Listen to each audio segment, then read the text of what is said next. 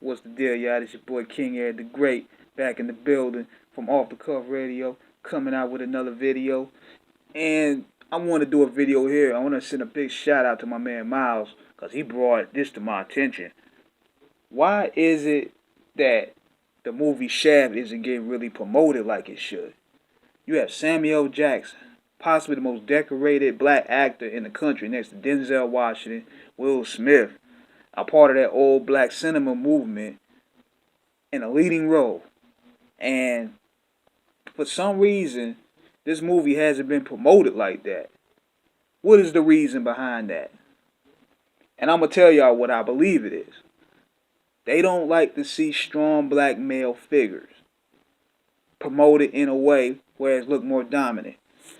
If he was portrayed as a gay man, he would have been the movie would have been pushed to the moon. Just like Moonlight, he would have got awards. If he had a white woman interest, it would have been pushed to the moon. If it had a lot of subjective agendas that society is currently co-signing, it would have been pushed to the moon. But here you are, Shaft, which represents a true, strong black male, kicking ass, taking names. For some reason, Hollywood ain't really promoting it like that.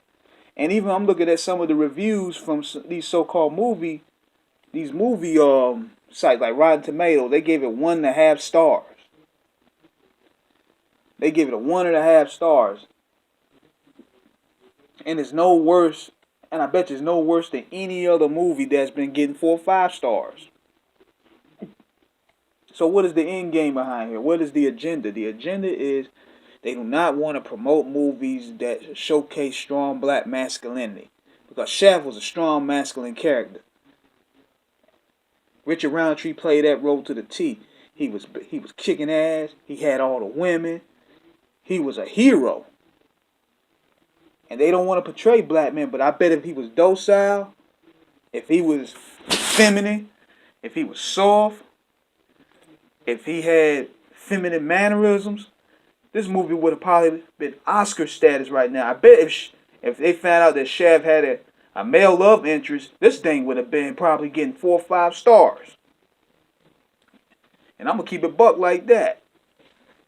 It doesn't go hand in hand with the agenda that society wants to push. If he had a white woman interest, it would have went numbers. It would have did big numbers.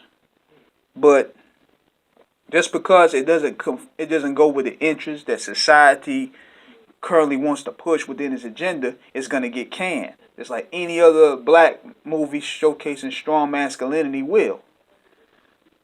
So the moral of the story is, when you see Shaft in the theater, support it. You see Superfly in the theater, support it. Because I'm starting to see the overall agenda going on that Hollywood has. If he would have came out in a dress like Billy Porter, this thing would have been it would have been decorated, man. So the way I see it is, just like I said, it's agenda behind this. And for what I believe, it's a great action movie from what I've seen with the trailers.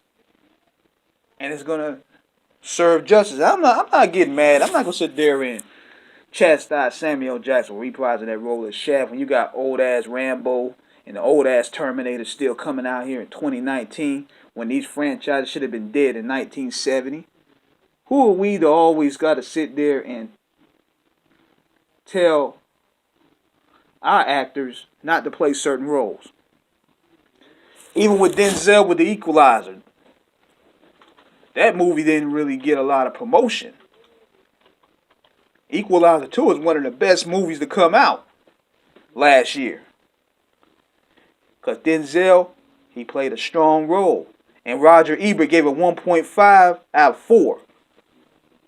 He was kicking ass, he was taking names. See, that's the overall agenda these that Hollywood is promoting. You look at the reviews, they get 1 star, 2 star. The reviews are just not favorable. But I bet you, if Denzel had a feminine role, it would have been different. I can't take these Rotten Tomatoes, these IMDb Roger Ebert reviews seriously because they all paid as a part of this agenda. And Equalizer 2 is a kick-ass movie. Y'all need to check that out. The same way with the other one. I'm hoping they come with a 3. John Wick 3 is one of my favorites as well. So, be sure to catch Shaft in the theaters. Check out Equalizer 2. Support these OGs that's still putting it down and not conforming to this BS out here. This is King Eric the Great signing out off the Cuff Radio. Subscribe to the channel, and I'm out.